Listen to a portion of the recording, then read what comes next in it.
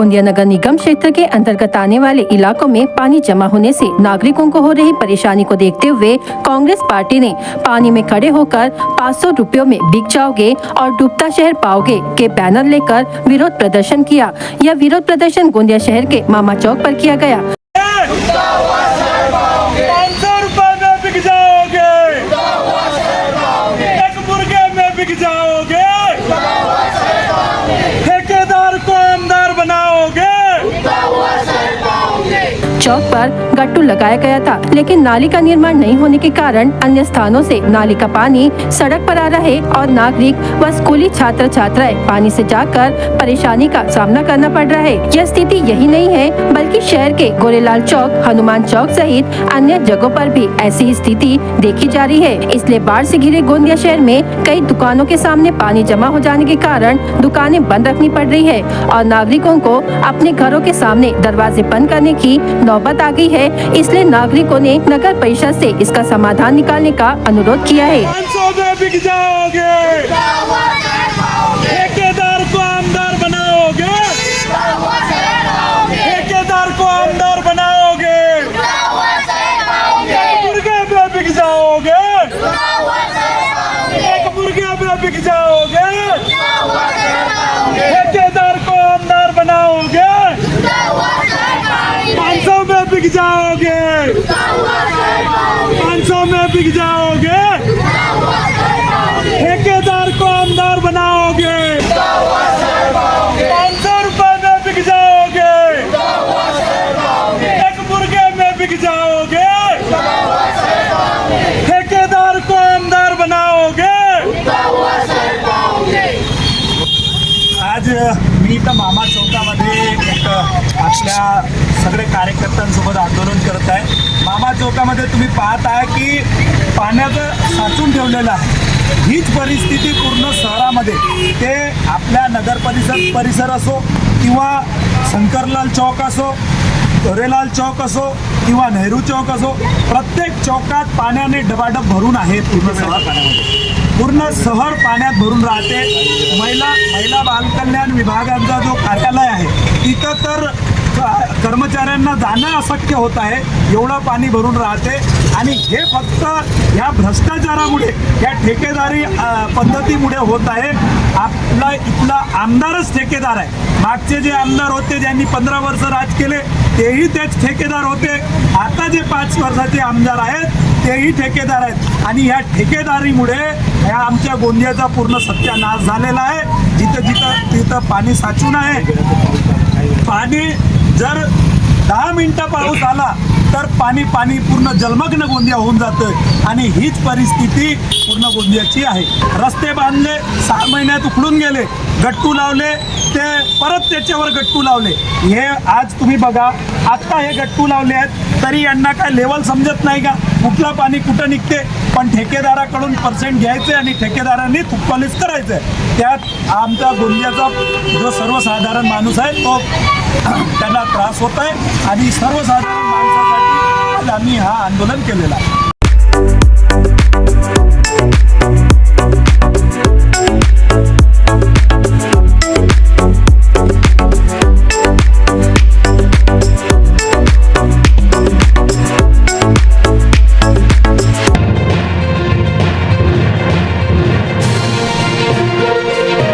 Ramdev Baba solvent private limited Mahadula के rice brand company में रात 11 बजे करीब अचानक नायलॉन बारदाना में आग लग गई, जिसके बाद घटनास्थल पर तुरंत पुलिस स्टेशन मौदा की टीम पहुंचकर नगर पंचायत, अग्निशमक दल, आयोग निर्माण भंडारा, नगर परिषद Bhandara, national thermal power corporation limited Mauda, Vaishali Haldiram company Mahalgaon की अग्निशमन की गाड़ियां तुरंत घटनास्थल पर बुलाकर 2 घंटे में आग को बुझाकर आग पर नियंत्रण पा लिया।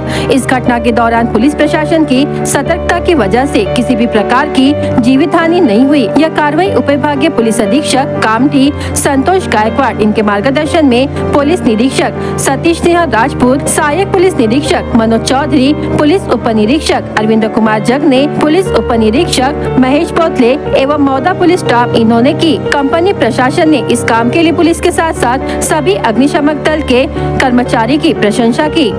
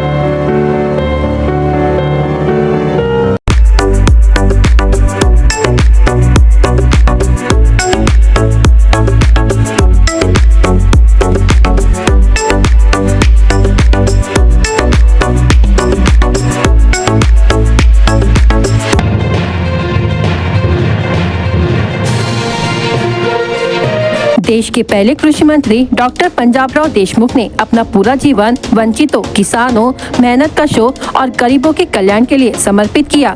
कृषि प्रधान देश के पहले कृषि मंत्री के तौर पर उनके कामों के कारण भारत को पूरे विश्व में खास पहचान मिली।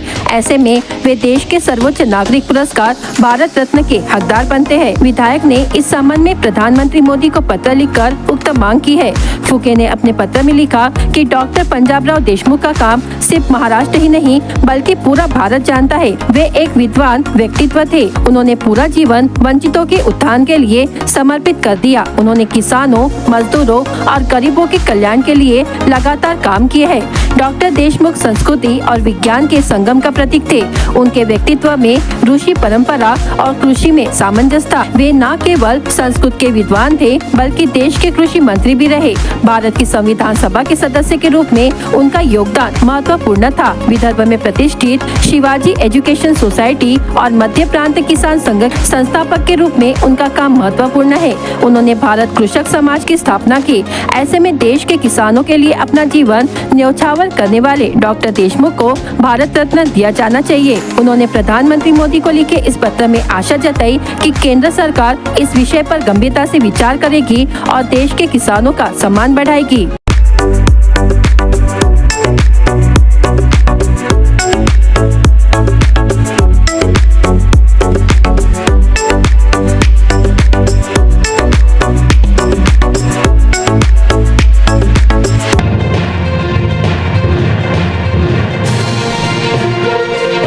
हर साल की तरह इस साल भी नागपुर से शुरू हुई मंडल जन जागृति यात्रा गोंदिया शहर पहुंची। गोंदिया शहर के फुलचोर नाका पर मंडल यात्रा का गोंदिया के ओबीसी कार्यकर्ताओं ने भारी बारिश के बीच स्वागत किया। इसके बाद यात्रा गोंदिया शहर के विविध चौक से होते हुए ग्रीनलैंड लॉन पहुंचेगी और यहीं पर इस यात्रा का समापन कार्यक्रम होगा।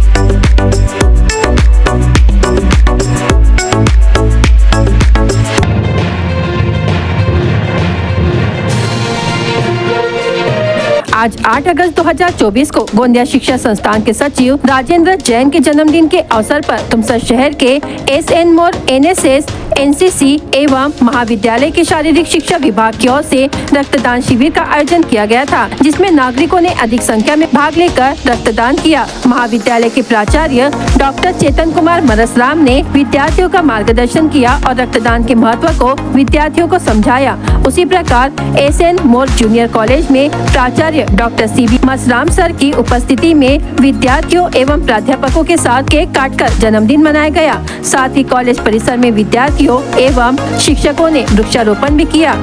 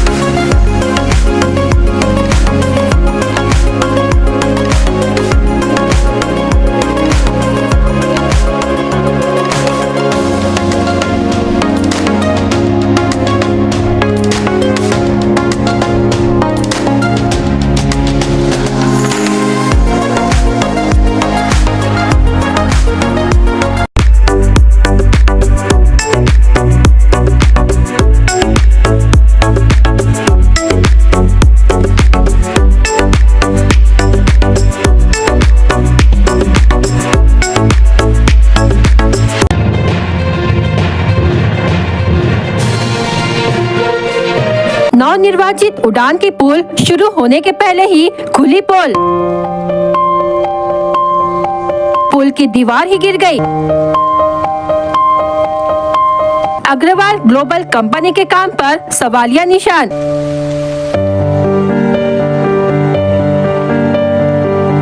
राष्ट्रीय महामार्ग 53 पर है यह पुल।